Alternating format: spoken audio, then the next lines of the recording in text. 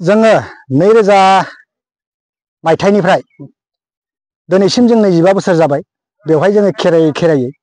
दा जों 25 बोसोराव नै देग्लाय रुफाथि मायथाइ जों खुंनो आखायाव लादों सानथामनि हाबाफारि दा सानथामनि हाबाफारियाव नै दिनै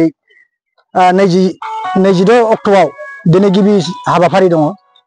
दा बे गिबि हाबाफारियावनो जों दिनै थान्दै मेल दङ जों दा दिनै थान्दै मेला दिनै दा मोनाबिलिनि जोङो 4 रिंगानिफ्राय जों जागायनो सानदों आरो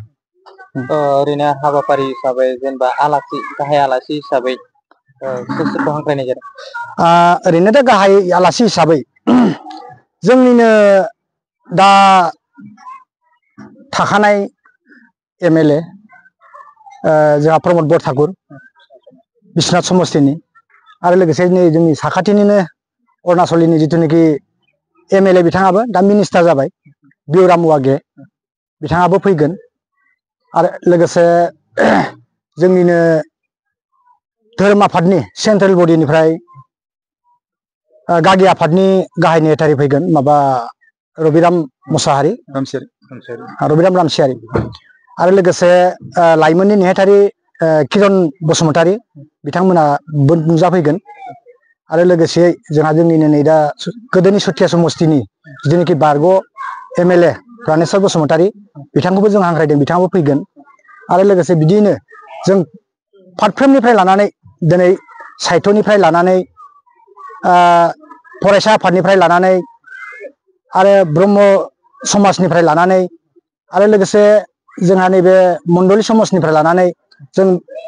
गासैबो गाहाय बिथांमोनखौ जों आलासि हिसाबै जों बयखौबो हांख्रायनाय जादों आरो जितु बेवहाय सानथाम हाबाफारि लानाय जादों बे सानथामनि गेजेराव मा मा हाबाफारिखौ लानानै सानथाम खुंनो नागिरदों आच्छा गिबियावनो जाबाय दिनै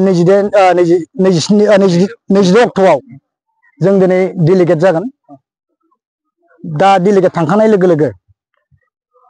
आरो गाबोन 27 अक्ट'आव जोंहा फुं समावनो जोंहा ओरैजाय गारजा दङ गारजा जोबखांनाय लोगो लोगो ओरैजाय जोंहा आरो बेलासे मोनानिफ्राय आरो ग्रोब खेराइ दङ खेराइ होनाया खेराइ होबाय थागोन जों हारिमु बिलिफां जिथुनाखि बादायग्राफोर दङ बिथांमोना ओरै हारिमु बिलिफाङाव बादायबाय थागोन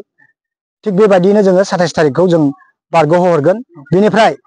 बिनि अखानायै मंगलबार 28 जानुवारि खालि गेवलां मेलाव गासै आलासिफोरखौ जेसेबां जों हांख्रायनाय आलासिफोर गाहाय आलासिफोर दं बिथांमोना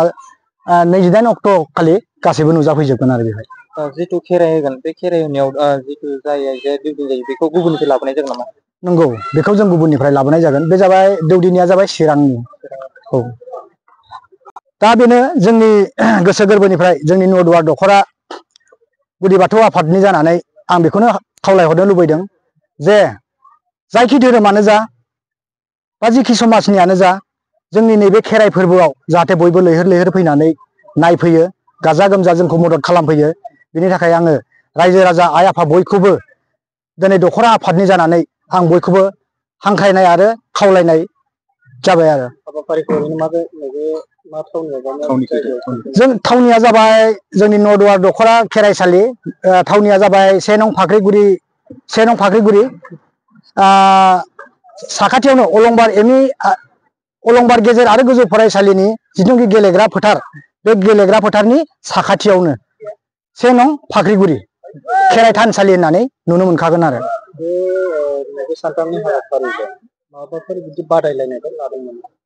ओरैनोथ' बादायलायनायखौ जोङो दा लाथ'ना जायाखै